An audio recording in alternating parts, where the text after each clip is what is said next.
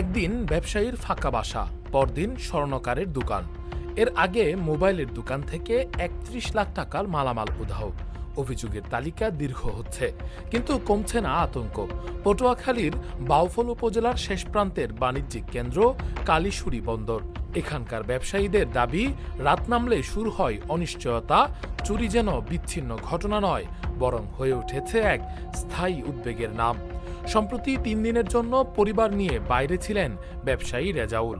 ফিরে দেখেন ঘরের তালা ভেঙে দুর্বৃত্তরা লুটে নিয়েছে স্বর্ণালংকার ও নগদ টাকাসহ প্রায় ৫ লাখ টাকার মালামাল।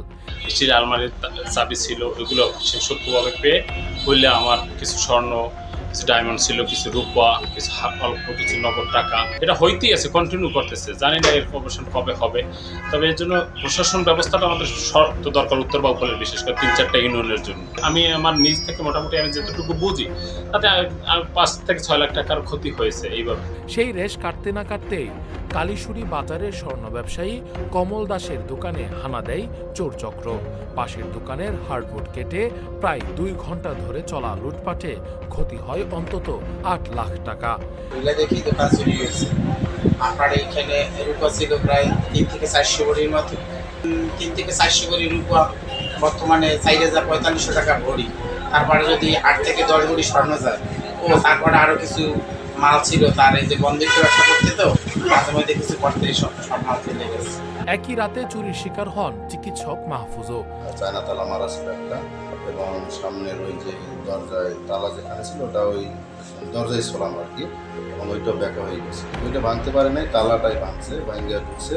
এবং ভিতরে একটা রুম ছিল, ওই রুমের ভিতরেও তালা দেওয়া ছিল। ওই তালা ভাঙার পরে আলমারি খুলছে হলো, ওখানে পাশে চাবি পাইছে, ওয়ারড্রোবের ভিতরে আলমারির চাবি ছিল। ওই চাবি দিয়ে আলমারি খুলছে। আলমারি খোলার পরেও টয়টা এমন জায়গায় থেকে নিচে, ওখানে স্বাভাবিকভাবে দেখার মতন আর কি, আরও ভিতরে একটা ডয়ার ছিল, এটা সব থেকে দেখা যায়। ডয়ার খোলার পরে দেখা যায়। তো ডয়ার খোলার পরে সেই ডয়ার তালা খুলে, এবং সেখান থেকে 2টা চেন এবং বাচ্চাদের আংটি ছিল, ওগুলা নিয়ে গেছে। আর কিছু তেমন একটা এলোমেলো পাওয়া যায় নাই, শুধু ডয়ার খুলে ওইটা স্বর্ণের চেন। আনুমানিক কত টাকা লোকসান হয়েছে? আনুমানিক ৩-৩.৫ লক্ষ টাকা। ব্যবসায়ীদের ক্ষোভ, গত বছর তালুকদার টেলিকম থেকে ৩১ লাখ টাকার মোবাইল চুরির সিসিটিভি ফুটেজ ও তথ্য দিয়েও মেলেনি প্রতিকার। পাহারাদার থাকা সত্ত্বেও কিভাবে ঘন্টার পর ঘন্টা চুরি চলে তা নিয়ে প্রশ্ন উঠছে। প্রায় আমার ১২৮ পিস স্মার্টফোন নিয়ে গেছে।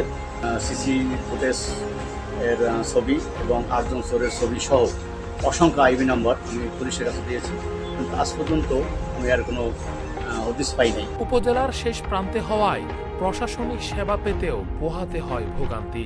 তাই দীর্ঘদিন ধরে এখানে থানা ও ফায়ার সার্ভিসে দাবি জানিয়ে আসছেন স্থানীয়রা। এই বিষয়ে স্থানীয় জনপ্রতিনিধির বক্তব্য জানতে ইউনিয়ন পরিষদে গেলেও কাউকে পাওয়া যায়নি। তবে বাউফল থানার ভারপ্রাপ্ত কর্মকর্তা বলছেন, সাম্প্রতিক ঘটনাগুলো গুরুত্বের সাথে দেখা হচ্ছে। চুরির ঘটনায় তদন্ত চলমান।